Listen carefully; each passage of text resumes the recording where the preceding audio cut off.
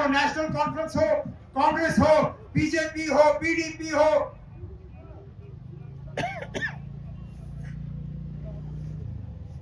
उस वक्त लोगों को इलेक्शन में लाने के लिए कहा कि इलेक्शन के बाद स्टेटहुड दिया जाएगा। आज कहते हो थोड़ी और देर इंतजार करो। बताएं कब तक? हमें कहा जाता है कि सही मौके पे, एट द अप्रोप्रिएट टाइम, जब वक्त सही होगा, ठीक है ना, मैं इंतजार करूंगा। मुझे सिर्फ इतना बताइए कि सही वक्त को तोलने का तरीका क्या है, मुझे बताएं।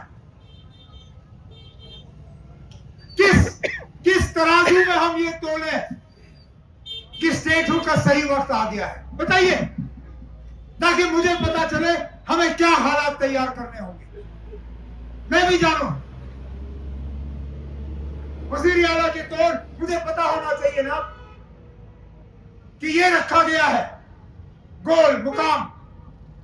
इस मुकाम पे पहुंचने के बाद जम्मू कश्मीर को रियासत का दर्जा मिलेगा, ताकि कम से कम हमें पता चले ना। ये एक टारगेट है, जिसमें डिप्टी सीएम साहब ने इस पुल के लिए एक टारगेट तय किया। अफसरों को कहा कि हमें 15 अक्टूबर तक ये पुल चाहिए, 15 अक्टूबर तक पुल बन गया। इसी तरह स्टेटहुड के मामले में खुदा ना जो लोग हमें कहते हैं कि सही वक्त पे आपको मिलेगा, मुझे सिर्फ इतना ही बताएं वो कि सही वक्त कब होगा, कैसे होगा, हमें कैसे पता चलेगा, ताकि हम सही वक्त तक पहुंचे और जम्मू कश्मीर को हम इस दलदल से निकालें जहां बिना पता चले सरकारी मुलाजिमों को बिना उनसे पूछे नौकरियों से निकाला जाता है, जहां बिना पता चले किसी एक शख्स के इशारे पे यहां लोगों के बिजनेसों पे ताले लगाए जाते हैं, उनको घर से बेदखल करने की कोशिश की जाती है।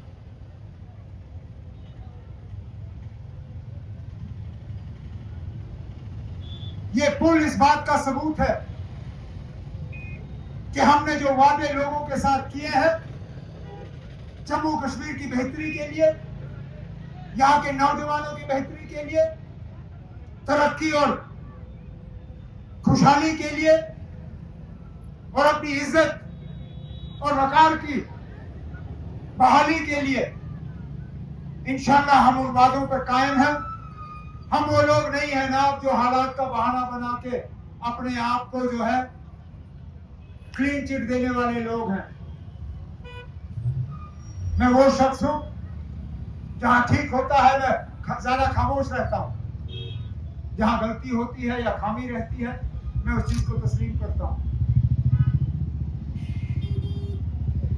तो इस उम्मीद के साथ कि मैं और मेरे साथी लगातार इसी तरह शहर खास और श्रीनगर की तरक्की में लगे रहेंगे, क्योंकि पिछले 8 साल 10 साल से आप लोगों ने कोई तरक्की नहीं देखी। इंशाल्लाह हम वो तमाम खामियां दूर करेंगे, आपके तमाम मुतालबे हल करेंगे और फिर अपने आप को आपके सामने पेश करेंगे। लेकिन इस मौके पे मैं कमरवारी और खासकर नूरबाग के लोगों को, शालटैंग और ईदगाह के लोगों को इस पुल पे मुबारक करते हुए सिर्फ अपने साथियों से गुजारिश करूंगा कि आप तय करिए इस पुल का नाम क्या है, क्योंकि मुझे भी समझ नहीं आता इस पुल का नाम क्या है। जब मैं घर से निकला मुझे किसी ने कहा हम कमरवारी पुल खोलने जा रहे हैं, मैंने कहा बड़ा अच्छा है। फिर आधे रास्ते किसी ने कहा ना नूरबाग पुल जाना है, मैंने कहा 2 पुल का प्रोग्राम है, कहा नहीं ना एक ही पुल है, नाम 2 है। यहाँ पहुंचते पहुंचते फिर तीसरे ने कहा ना हम नूरजहां पुल जा रहे हैं, मैंने कहा ना नूरबाग भी तो कमरवारी भी तो नूरजहां भी, एक नाम रखिए।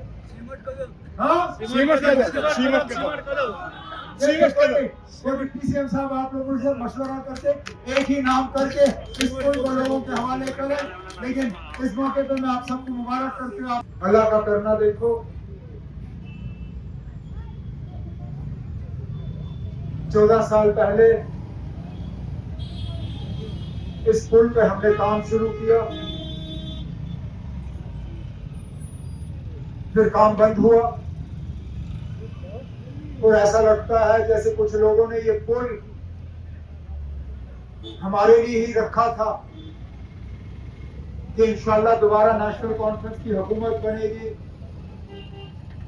दोबारा मुबारक गुल साहब ईदगाह के एमएलए होंगे और इस पुल के ईदगाह के तरफ नूरबाग में एक प्रोग्राम के तहत नेशनल कॉन्फ्रेंस की हुकूमत में ही 14 साल बाद इस पुल का रिबन कटेगा और ये पुल लोगों के इस्तेमाल के लायक होगा। और यही हमारी बदकिस्मती है। इतना सारा कुछ हमें कहा गया था 6 साल पहले कि 370 ये जम्मू कश्मीर की तरक्की में रुकावट है, इसको हटाएंगे तो जम्मू कश्मीर में तरक्की होगी। कहा था कि यूटी बनने में जम्मू कश्मीर के काम में और तेजी होगी। आज यहां तक के एक जिम्मेदार शख्स ने मुझे सलाह दी कि यूटी और स्टेटहुड पे लोगों को बेवकूफ मत बनाओ, अपना काम करो। लेकिन ये पुल उस बात का सबूत है कि इन लोगों ने झूठ और धोखे के अलावा हमें और कुछ नहीं दिया। जो काम हमने 2014 में छोड़े वो काम वहीं के वहीं रहे। मैं जहां जहां जाता हूं वही देखता हूं, चाहे वो पुल हो, चाहे सड़कें हो, चाहे अस्पताल हो, चाहे स्कूल हो। आज मेरे काबिना के साथी सकीना यत्तू साहब ने असेंबली में एक सवाल के जवाब के सिलसिले में यही कहा कि डिग्री कॉलेजों के ऐलान हुए, लेकिन डिग्री कॉलेजों के बिल्डिंग नहीं बने, उनके कोर्स शुरू नहीं हुए। यहां जमीन रखी गई, नए जवानों के प्लेग्राउंड के लिए प्लेग्राउंड नहीं बने। यहां जमीनें रखी गई, शॉपिंग कॉम्प्लेक्स के लिए बने नहीं। और फिर हमें कहा जाता है कि आप लोगों के काम करो, लोगों को धोखे में मत रखो।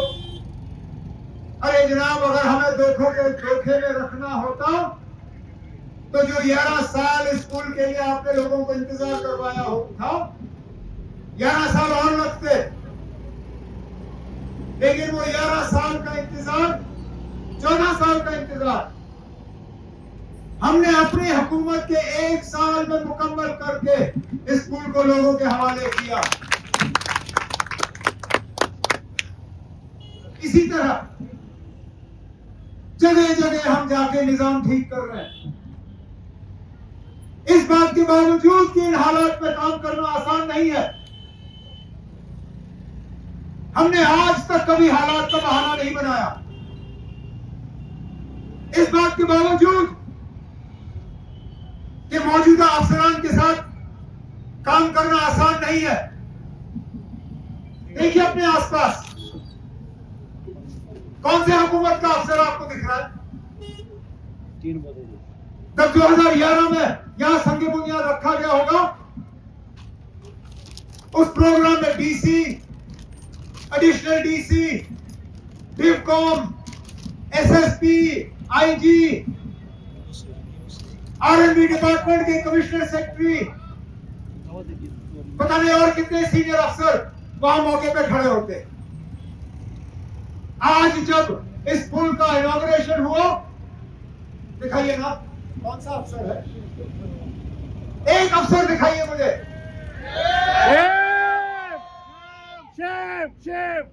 हमें कहा जाता है कि काम करो, बहाने मत बनाओ। हम बहाने नहीं बनाते ना। इन मुश्किलात के बावजूद जो आप हमारे रास्ते में डालते हो,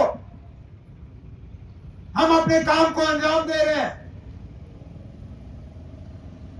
इस बात के बावजूद कि बार बार हमारे रास्ते में रुकावटें पेश की जाती है,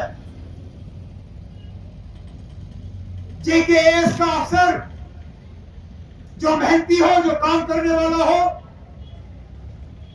जो इलेक्टेड गवर्नमेंट के साथ चलने के लिए तैयार हो, उनको उठा के लद्दाख भेजा जाता है। अरे रात 6 साल हो गए अब लद्दाख के यूटी बने हुए, क्या आज भी कश्मीर का अफसर जाके वहां काम करेगा? लद्दाख के लोग आज कहते हैं कि बेरोजगारी है। लद्दाख के लोग, उनको रोजगार नहीं मिलता। क्या 6 साल में आप उनके अफसर तैयार नहीं कर सके? क्या 6 साल में आप उनके टीचर तैयार नहीं कर सके? क्या 6 साल में आप उनके इंजीनियर तैयार नहीं कर सके? कितने अफसरों के मैं नाम लूं जो बिना हमारी इजाजत के हम उनको डिपार्टमेंट में लगाते हैं, सुबह जब उनसे काम लेने जाते हैं, पता है कहां गया ना, उसको उठा के लद्दाख भेज दिया गया। शेम। और उस बात के बावजूद इन लोगों के ये काम जो अधूरे छोड़े गए, उनको हम लोग मुकम्मल कर रहे हैं। हमने लोगों के साथ वादे किए, ये सोचते हुए कि जम्मू कश्मीर की माली हालत अब सुधारनी होगी, अब ठीक होगा, अब मरकज से पैसे मांगने की जरूरत नहीं होगी। हमें क्या मालूम था कि जिन हालात में जम्मू कश्मीर के खजाने को छोड़ दिया गया, खजाने का हाल वही। लेकिन उस खजाने के हालात के बावजूद सोशल वेलफेयर की स्कीमों में हमने इजाफा किया, चाहे वो पेंशन हो, ओल्ड एज पेंशन हो, विडो पेंशन हो, जो हम अपनी गरीब बहनों को शादी का असिस्टेंस देते हैं, शादी के लिए जो मदद दी जाती है, उसको बढ़ाया गया। यहां तक कि तमाम सरकारी बसें, ये ई बस, एसआरटीसी बस, तमाम बसों में हमने अपनी बहनों के लिए, अपनी माओ के लिए मुफ्त सवारी का जो है एक ऐलान करके इनके हवाले ये बसें की।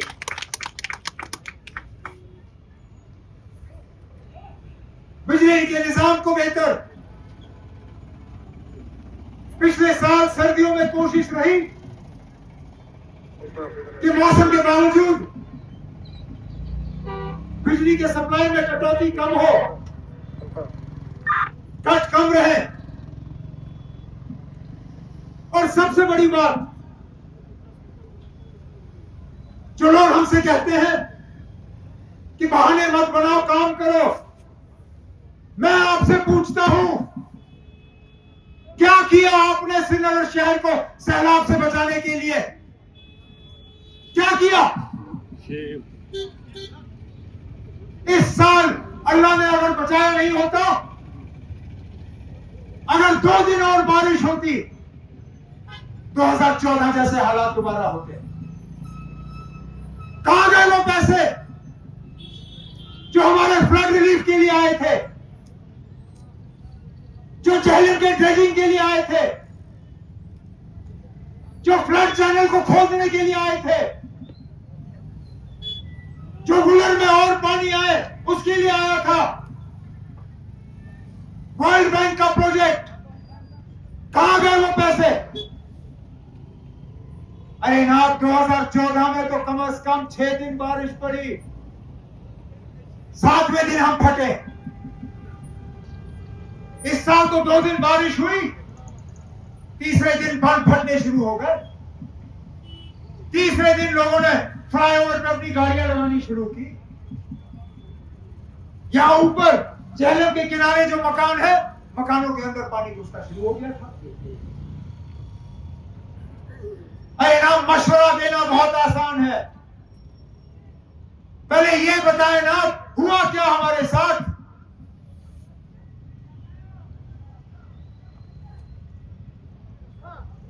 हमें मशवरा दिया जाता है कि काम करो,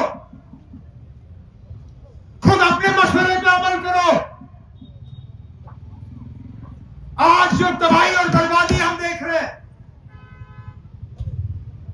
आज जो बेरोजगारी,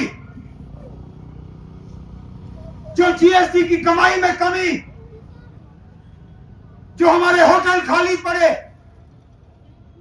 हमारे रेस्टोरेंट खाली रहे, हमारे हैंडीक्राफ्ट वालों का सेल नहीं हुआ, हमारे टैक्सियां, शिकारे, हाउस बोट खाली, क्यों? क्योंकि पहलगाम में हमला हुआ। यहां की सिक्योरिटी का जिम्मेदारी किसके हाथों में? मेरे हाथों में नहीं। मेरे हाथों में होता, हमने कभी इस तरह के हालात जम्मू कश्मीर में बनने नहीं दिए। 6 साल में वजीर आला रहा, ना सिर्फ मेरे साथ एमओएस, टूरिज्म और होम, मुबारक गुल साहब मेरे एडवाइजर और स्पीकर से एक जगह दिखाइए ना जहां टूरिस्ट को निशाना बनाया गया हो। 26 हमारे मेहमान पहलगाम में मारे जाते हैं और हमें सलाह दी जाती है काम करो। काम करना हम जानते हैं ना, अपना काम करो, हम अपना करेंगे।